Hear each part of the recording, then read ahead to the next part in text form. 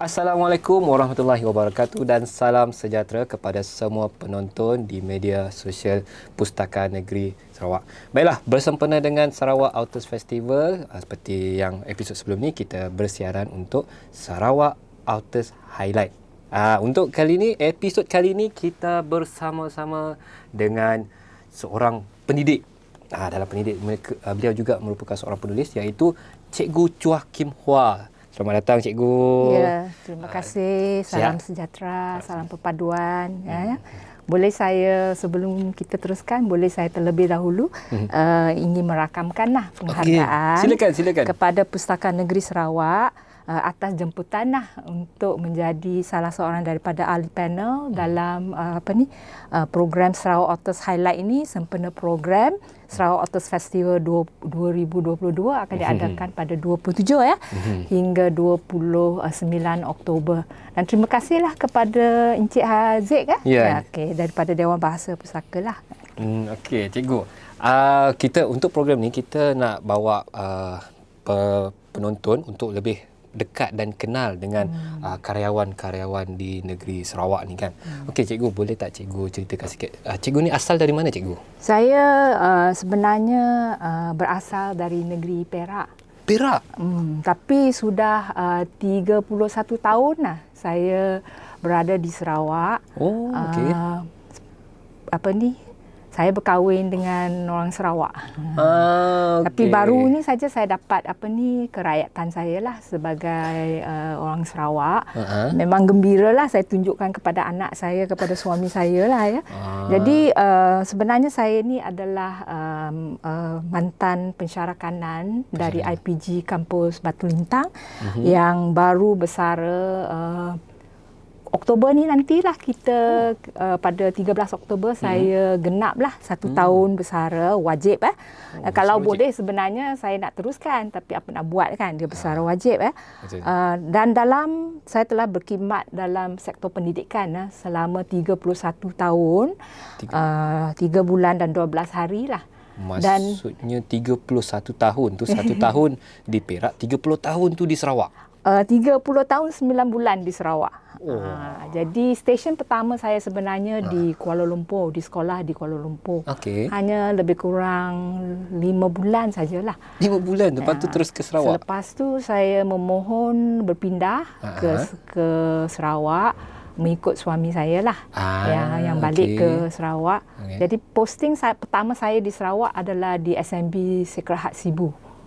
Sacred Heart, Sibu. Selepas itu saya pindah lagi ikut suami saya ke Bintulu. Saya bertugas di SMK Bintulu lah. Selepas itu pada tahun 1994 saya menyertai masa itu dinamakan Maktab Perguruan lah, Maktab Perguruan Sains Bintulu. Selepas itu kampus tersebut diambil balik oleh UPM UPM Bintulu. Jadi terpaksa tutup lah. Jadi kami diberi pilihan sama ada untuk pergi ke sekolah atau menyertai sektor pendidikan bahagian-bahagian lain. Tapi saya memilihlah untuk mengikuti Maktab Perguruan dan berpindah ke Maktab Perguruan Samarahan. Ke Tun Abdul Razak. Yang nama dia ditukar sekarang IPG Kampus Tun Abdul Razak. Betul. Kemudian 2004 saya pindah ke stesen terakhir saya lah, iaitu IPG Kampus Batu Lintang.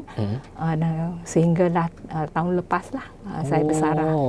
Jadi jauh perjalanan 31 tahun tu kita lihat sebagai berluaslah pengalaman daripada Kuala Lumpur pergi ke Sarawak kan. Kat Sarawak saja 30 tahun. Daripada Sibu, Bintulu, lepas tu pergi ke Samarahan, last sekali di Kuching. Banyak, memang luas lah, memang tak terjangkau. Orang kata pengalaman tersebut. Okey, boleh tak ceritakan sikit bila cikgu mula menulis? Pengalaman cikgu dalam menulis ni lah kan. Boleh tak? Jadi untuk pengetahuan, sebenarnya menulis buku kita tidak bermula begitu saja. Dia bermula dengan menguasai kemahiran-kemahiran menggabung ayat dan sebagainya lah. Jadi saya bermula dengan sebenarnya dalam menulis artikel. Menulis artikel untuk tujuan penerbitan jurnal dan untuk pembentangan di peringkat pembentangan kertas kerja lah. Dalam seminar di peringkat kebangsaan, di peringkat antarabangsa lah. Dan memang artikel saya dengan kertas pembentangan saya telah dimuatkan dalam jurnal, dalam proceeding dan sebagainya lah. Cuma saya dah banyaklah tu. Kemudian bila ini berlaku, kita didedahkan dengan kemahiran berkaitan. Kemudian kebetulan pula bila kita menulis artikel-artikel dan sebagainya, ada orang yang membuat pemerhatian sebenarnya. Lebih-lebih lagi bila saya terlibat dalam penganjuran seminar, bukan hanya peringkat kebangsaan tetapi peringkat antarabangsa, seperti International Conference of Action Research. Dan ada lagi lah beberapa lah. Kemudian untuk peringkat BPG dan IPGM sekarang, kita namakannya Institut Pendidikan Guru Malaysia sekarang.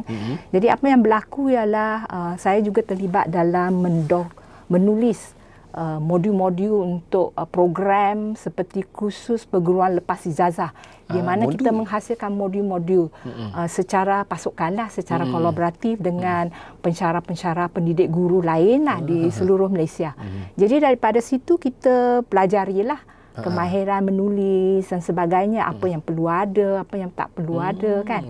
Kemudian kesesuaian dari segi konten, dari segi bahasa, dari segi audiens kita.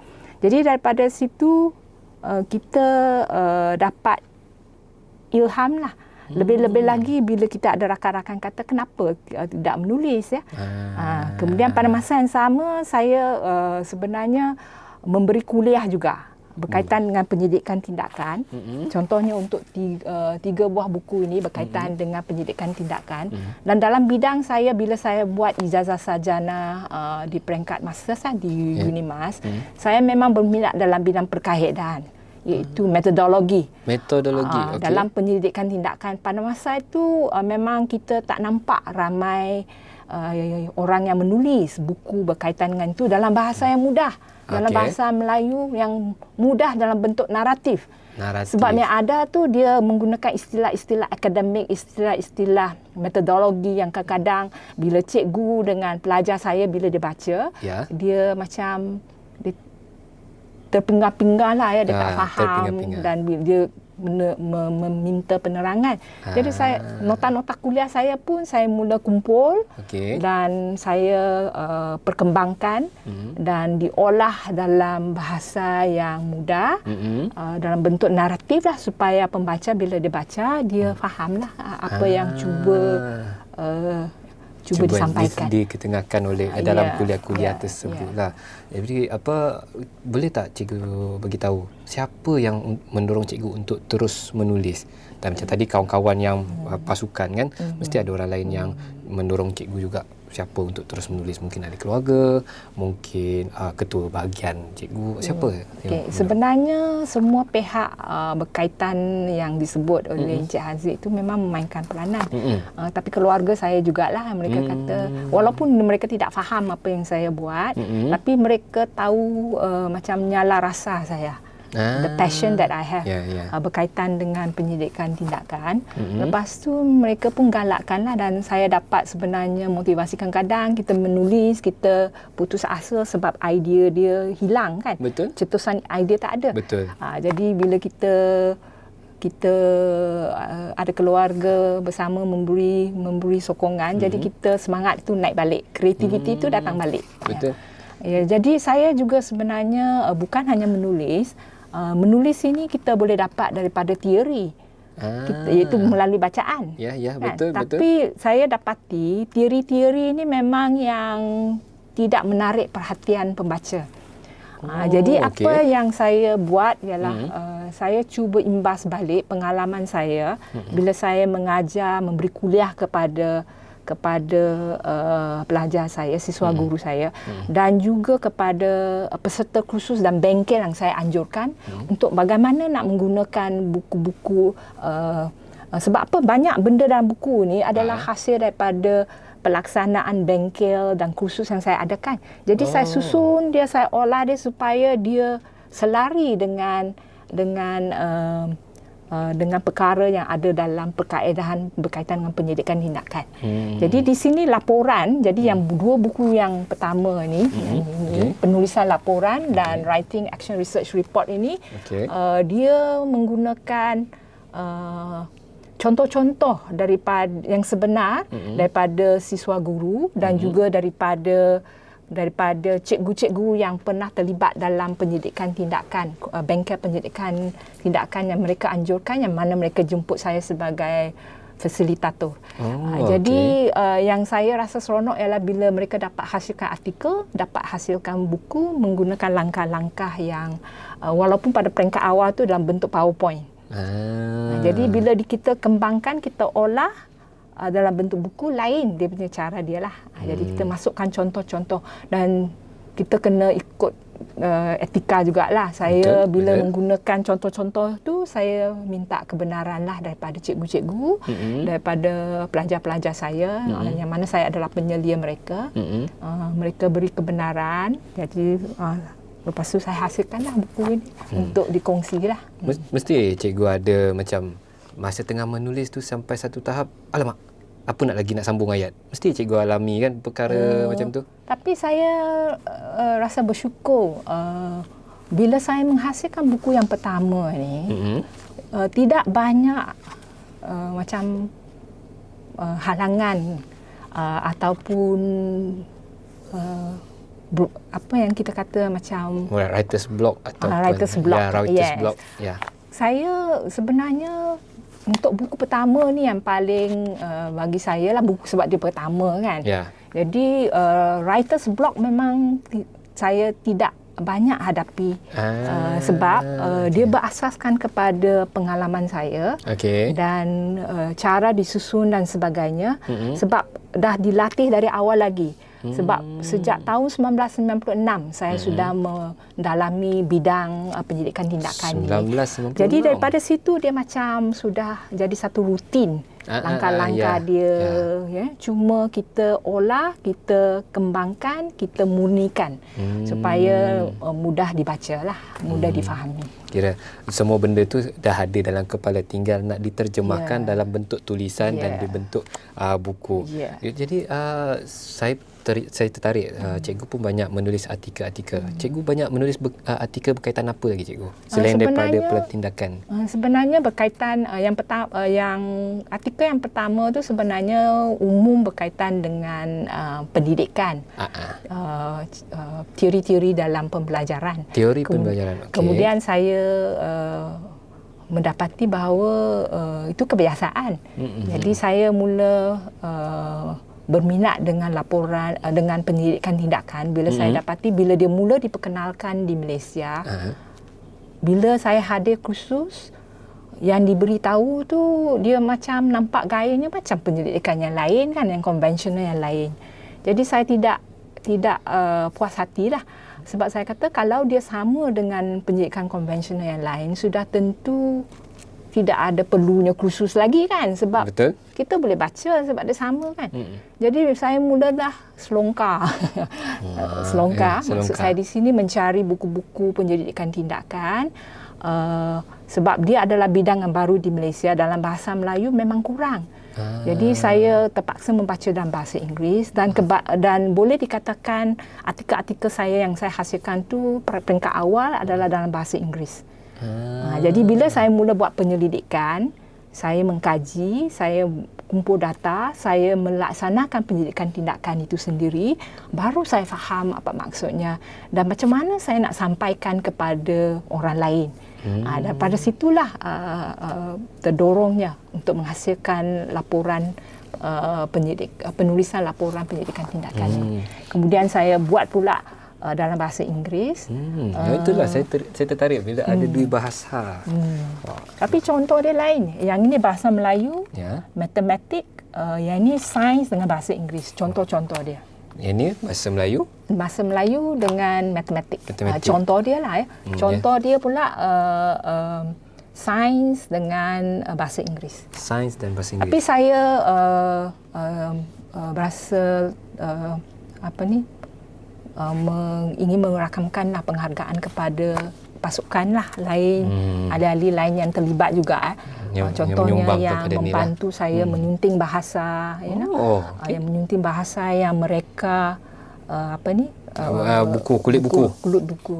Jadi mereka membantulah dari segi itulah, dan juga edit itu sebabnya buku ni mengambil masa yang agak lama sikit lah berbanding dengan buku ini dengan buku ini. Berapa tahun tu cikgu untuk menghasilkan untuk yang buku ini? Dia mengambil 2 tahun. 2 tahun untuk buku penulisan laporan. Okey.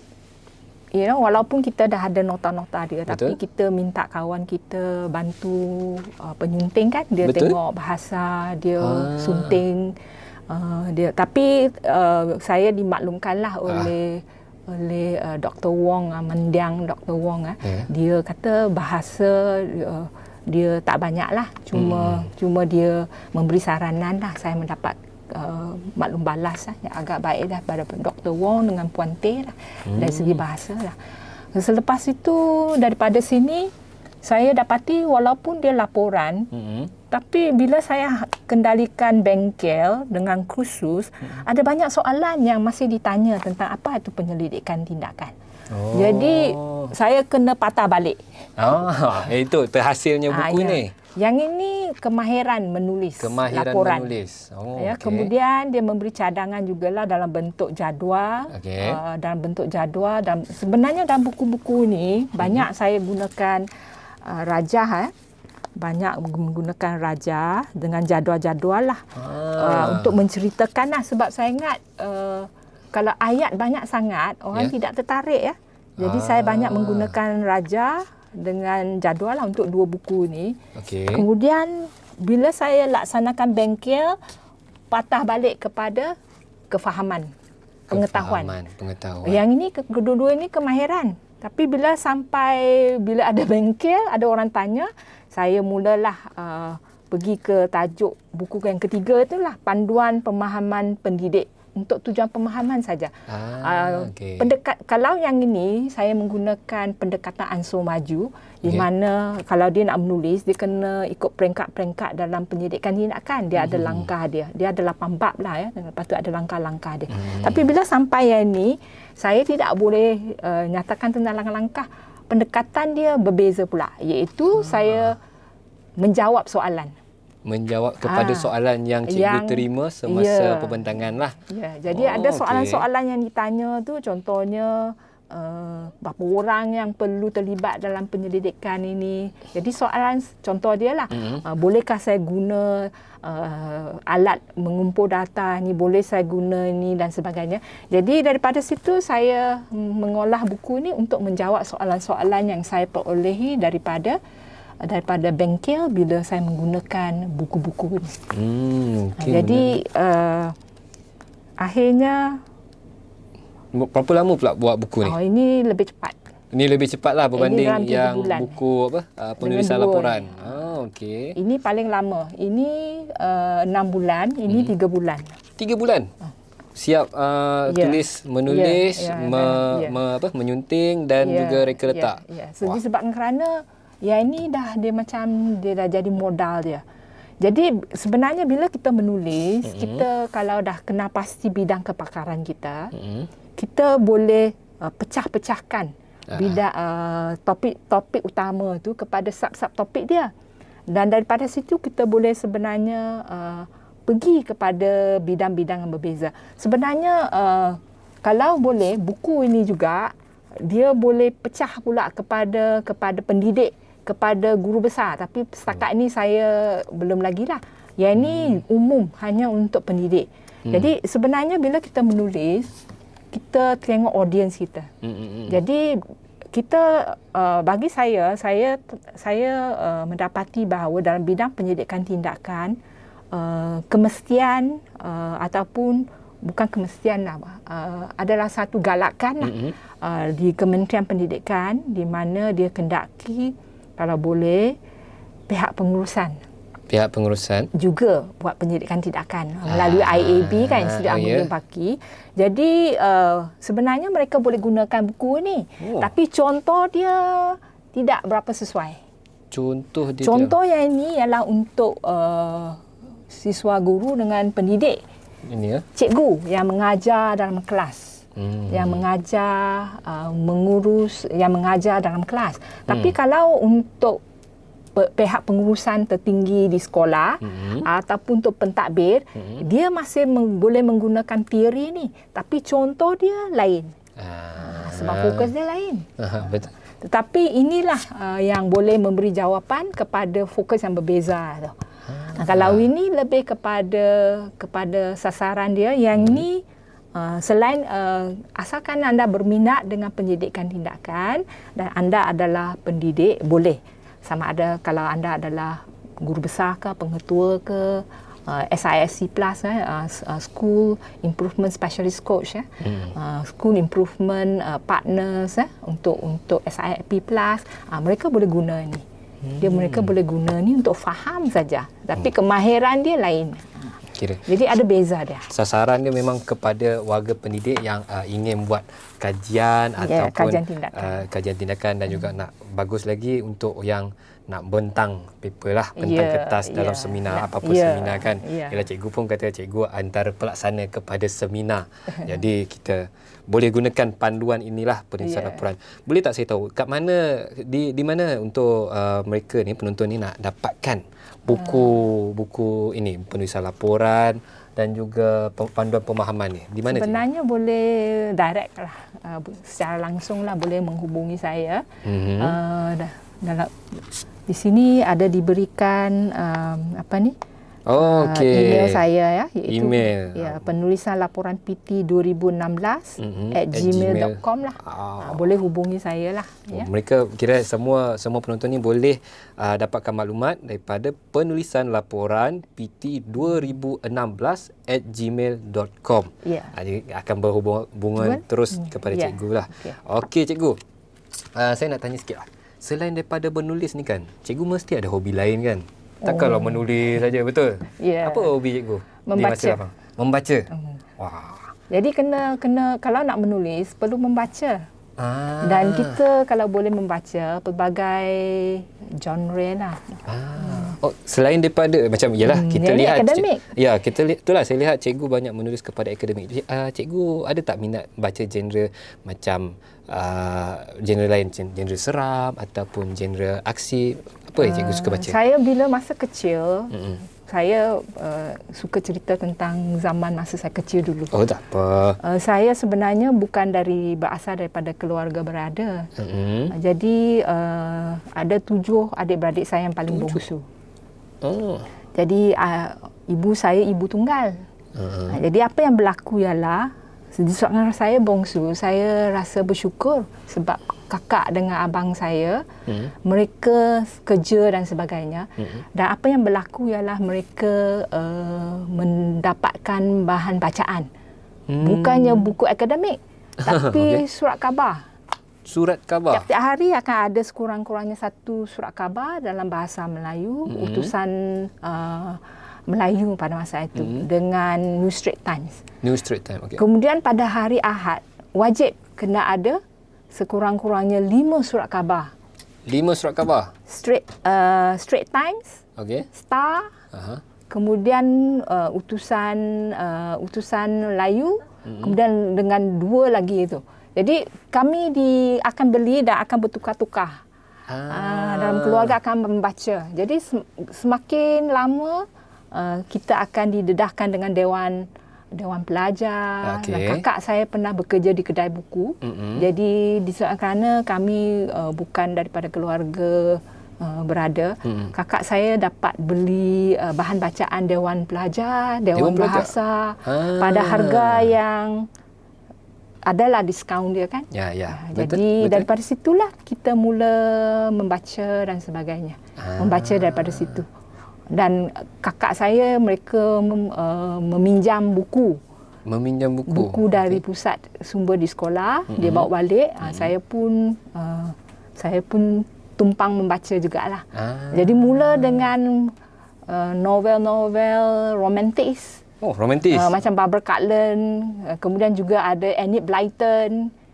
Jadi bila kita baca tu ialah untuk kembangkan bahasa kita, struktur bahasa kita, ya. Dan bahasa Melayu saya sebenarnya berkembang disebabkan saya membaca surat khabar dahulu. Kemudian Dewan Bahasa, Dewan Belajar. Kan daripada situlah kita mahir. Walaupun tidak banyak, tapi itu macam satu rezeki yang amat kita satu kurniaan. Betul. Jadi memang saya terutang budilah dengan keluarga saya, adik, dengan dengan kakak, dengan abang saya lah, mereka dapat memberikan yang tu. Lepas tu bila kita dah pergi ke universiti, akademik lah. Jadi tapi pada masa yang sama saya tidak berhenti. Saya mula membaca novel-novel. Daripada novel-novel tu, novel-novel biografi, autobiografi, fiction, non-fiction, banyak. Maksud saya di sini kita kena terokai supaya kita akan dapat style dia. Contohnya, untuk saya hasilkan ini, saya teliti buku-buku lain juga. Cara dia persembahkan, cara dia sampaikan, grafik dia macam mana dan sebagainya lah. Jadi daripada situ kita kena terokai lah buku-buku lain, pelbagai genre lah, jangan hanya kepada akademik saja, sebab memang akademik itu saya dah tahu dah. Betul, dan memang kerja bidang tu kan. Jadi kalau cerita pasal akademik memang orang kata macam air lah, ada keluar mencurah-curah. Sebab bagi saya, bila kita bagi saya lah, untuk saya bila saya menulis, supaya orang yang membaca tu dia boleh faham. Tak ada guna dia membeli buku, tetapi bila dia baca dia terpinga-pinga, tidak faham maksudnya dan sebagainya lah, ya. Jadi disebabkan tujuan itulah saya mula explore, dan memang minat saya lah explore pelbagai genre dan sebagainya lah. Okey, sekarang ni seperti yang kita hadapi lah. Pada 2 tahun lepas kita mengalami pandemik COVID-19, dan kita telah dikenakan arahan Perintah Kawalan Pergerakan, total lockdown. Tak boleh nak bergerak mana-mana pun, semua duduk di rumah saja. Kalau positif, habis. Memang 2 minggu kena kurung. Jadi apa cabaran yang cikgu hadapi semasa PKP tersebut sebagai seorang penulis, sebagai seorang pendidik? Sebenarnya semasa pandemik COVID-19 ini, pada tahun 2020 dan 2021 tu, saya masih dalam perkhidmatan. Jadi banyak perkara yang telah kami buat melalui pengajaran dan pengajaran dan pembelajaran secara atas talian lah. Ya, tetapi isu yang sering timbul ialah sama ada pelajar kita, siswa guru, dan dalam kes saya juga, saya turut menganjurkan bengkel dan kursus secara berfasa, secara atas talian. Bagaimana kita nak pastikan bahawa mereka ni engage ataupun terlibat, dan tidak hanya setakat penyampaian secara sehala. Jadi sebab kita tidak tahu kan, dia dalam kita buat classroom, kita buat Zoom meeting, kita buat banyak-banyak lah secara atas talian. Kita tidak tahu sama ada orang tak di sebelah situ. Betul. Secara atas talian. Kita masuk, lepas tu tutup kamera, anggaplah orang tu ada. Jadi saya sebenarnya mengambil beberapa langkah lah. Seperti mengemukakan soalan, lepas tu saya buat aktiviti, lepas tu saya akan panggil nombor. Saya akan beri pelajar dengan peserta kursus saya dan bengkel saya tu, saya beri dia nombor. Lepas tu saya akan sebutlah, nombor berapa-berapa, dia sila beri jawapan, sila typekan jawapan pada chat, kemudian dan sebagainya lah.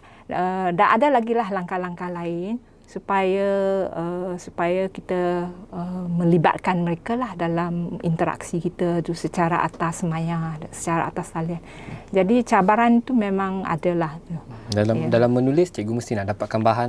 Ada cabaran tak nak dapatkan itu bahan? Itu tidak ada masalah. Sebab dia macam bila saya menulis ini, banyak bahan tu saya peroleh secara atas talian. Jadi kita punya akses internet tu tidak ada banyak isu lah kat sini. Jadi hanya pedalaman sajalah. Tak ada alasan lah orang kata sekarang ni tak ada idea lah, tak ada idea. Tak ada. Sekarang ni semua ketik aja. Minat, lepas tu mau atau tak mau. Betul, okay, setuju. Kemudian kesihatan lah. Kesihatan. Jadi daripada situ, bagi saya pada masa itu, bengkel masih boleh saya laksanakan. Melibatkan peserta seluruh Sarawak. Dari Sabah pun ada, dari Labuan pun ada. Jadi yang berfasa tu kita ada lebih kurang 100 orang. Jadi kita pecah-pecah kepada kumpulan lah. Kita ada minta dia bentangkan hasil kerja mereka, kita beri dia arahan dan sebagainya.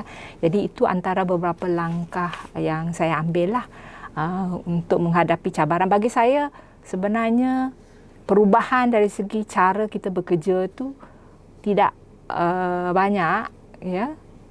Cuma tambah atas talian, bersemuka kurang ajalah. Tapi sekarang kita dah balik kepada yang asal lah. Jadi tidak ada isu di situlah bagi saya lah. Cuma yang penglibatan itu saja yang saya dapati. Macam mana kita nak betul-betul melibatkan peserta dengan pelajar lah, siswa dalam sesi kuliah dan juga bengkel lah. Okey, kita pun dah nak sampai kepada penghujung program. Jadi sebelum kita menutup, boleh tak cikgu berikan sedikit harapan kepada dunia penulisan tanah air ataupun secara global? Boleh tak cikgu bagi harapan? Jadi harapan dia ya kalau boleh diteruskanlah sokongan kepada penulis-penulis muda terutamanya. Penulis muda. Jadi kita lihat di peringkat sekolah kalau kita boleh didik, kalau di barat kita lihat kan, daripada kecil lagi mereka akan bawa nota, bawa diary dia dengan pen dia dekat airport, dekat lapangan terbang, dia akan duduk dan dia akan buat catatan. Tapi kita di sini walaupun sekarang kita zaman digital, tapi digital tu pun bukannya saya tidak menyokong penggunaan digital, ya. Tapi sebenarnya kita kena mula dengan penmanship first. Pen. Kita kena lah menulis dulu. Sebab kalau tidak ada alat-alat digital tersebut, kita terpinga-pinga juga. Jadi bila kita ada buku nota, kita ada pen atau pensel, kita boleh buat catatan kata-kata kunci dan sebagainya. Jadi kalau kita boleh galakkan anak-anak kita dari kecil lagi mula menulis, walaupun ayat pendek, kata kunci, buat lukisan.